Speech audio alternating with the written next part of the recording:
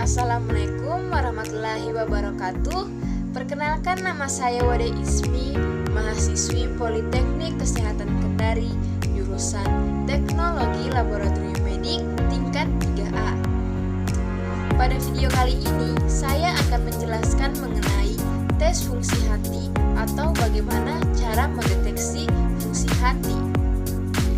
Nah, langsung saja kita simak video penjelasannya. Sebelum saya menjelaskan apa-apa saja sih tes fungsi hati itu, alangkah baiknya kita harus mengetahui apa itu hati.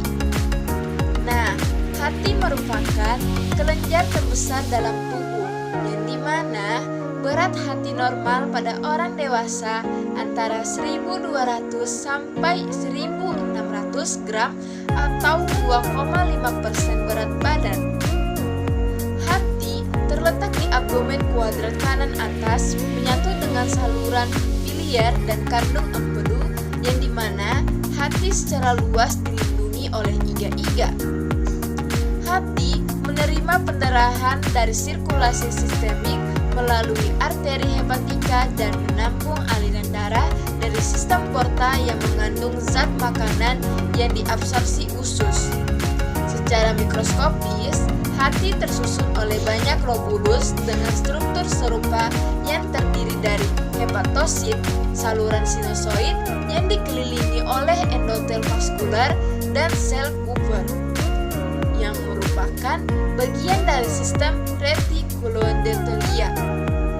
Hati memiliki peran yang sangat penting dalam metabolisme glukosa dan lipid, membantu proses pencernaan, absorpsi lemak, dan vitamin yang larut dalam lemak, serta detoksifikasi tubuh terhadap zat toksik.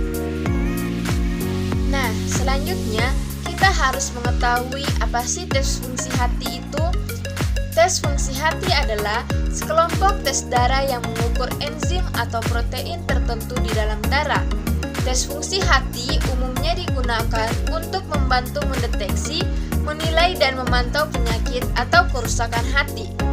Pemeriksaan hati biasanya tidak menentukan etiologi pasti penyakit hati. Pemeriksaan ini hanya sebagai petunjuk apakah hati normal atau sakit, dan apabila sakit, seberapa luas dan berat penyakitnya. Sebagai organ tubuh yang memiliki banyak fungsi penting, seperti menetralkan racun yang masuk ke dalam tubuh dan merombak nutrisi menjadi energi, hati memang sepatutnya selalu diperhatikan.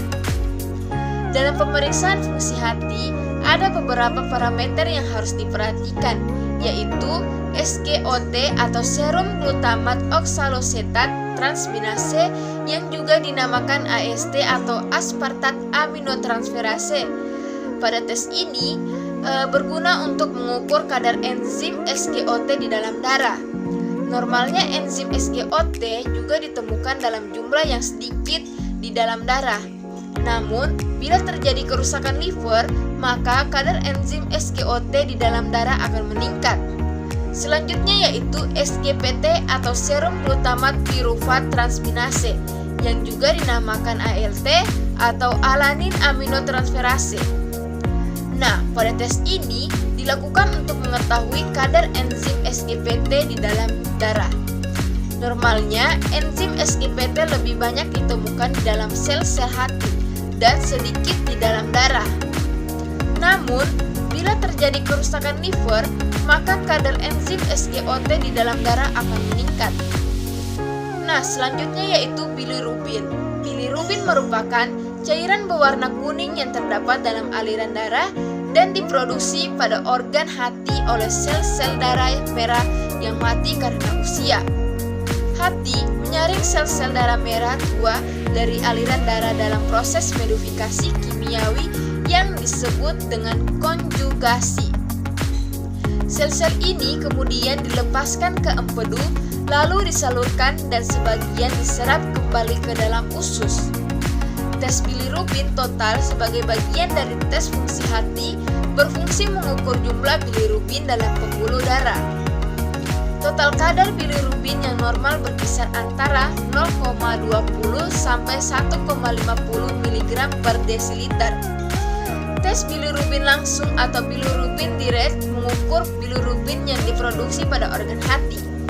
Kadar normal bilirubin langsung berkisar antara 0,00 sampai 0,03 mg per desiliter. Selanjutnya yaitu gamma GT atau glutamat transferase, merupakan bagian dari tes fungsi hati yang bertujuan untuk menilai kondisi kesehatan organ hati. Gamma glutamyl transferase atau GGT merupakan enzim yang ditemukan di berbagai organ tubuh.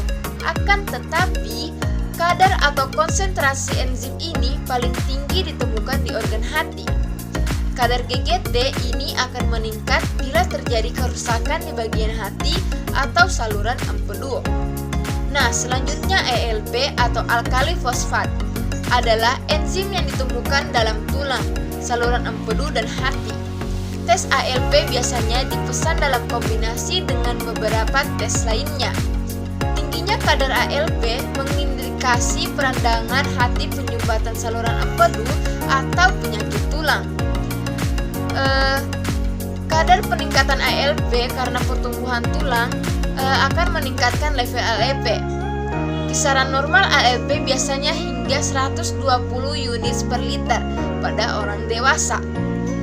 Nah, selanjutnya yaitu total protein atau rasio albumin atau globulin, merupakan salah satu bagian dari tes fungsi hati yang mengukur albumin dan semua protein lainnya dalam aliran darah, termaksud antibodi yang membantu melawan infeksi. Kadar normal protein ini dalam aliran darah berkisar antara 6,5 sampai 8,2 gram per desiliter. Demikian penjelasan ringkas mengenai pemeriksaan fungsi hati. Kurang dan lebihnya mohon dimaafkan. Wabillahi taufiq walhidayah. Wassalamualaikum warahmatullahi wabarakatuh.